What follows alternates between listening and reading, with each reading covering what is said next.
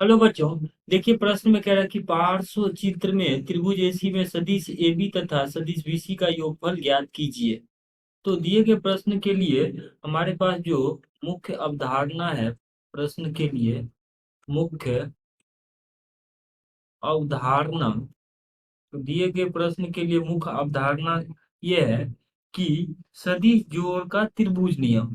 तो समझते हैं हम कि जोड़ सदिश जोड़ का त्रिभुज नियम, सदिश जोड़ का त्रिभुज नियम क्या होता है, इसको हम समझते हैं।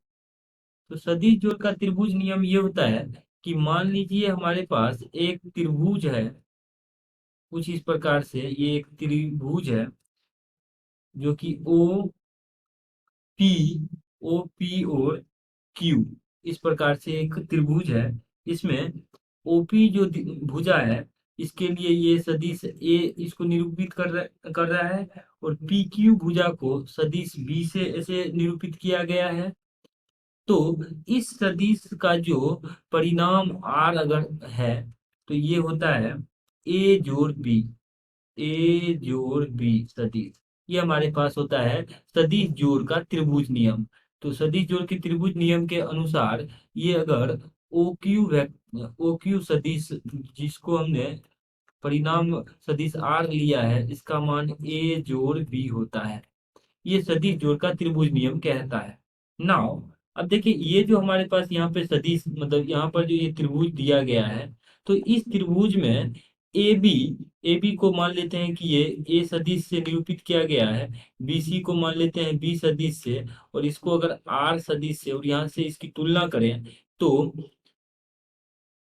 ए सी जो होगा, ए सी सदिश, एसी सदिश, इसका मान अगर हम आर लेते हैं तो इस सूत्र के अनुसार ये हो जाएगा ए जोड़ बी, ए जोड़ बी। अब देखिए ए जोड़ बी को अगर हम भुजा के क्रम में लिखें तो सबसे पहले एसी जो है, एसी सदिश का मान हमारे पास कुछ इस तरीके से आ जाएगा ए, अर्थात ए बी सदिश जोड़ बीसी सदिश, बीसी सदिश।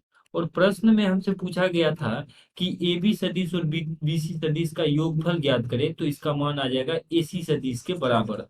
तो यही इसका उत्तर है। आशा करते हैं कि दिया गया प्रश्न का हल आपको समझ में आया होगा। धन्यवाद।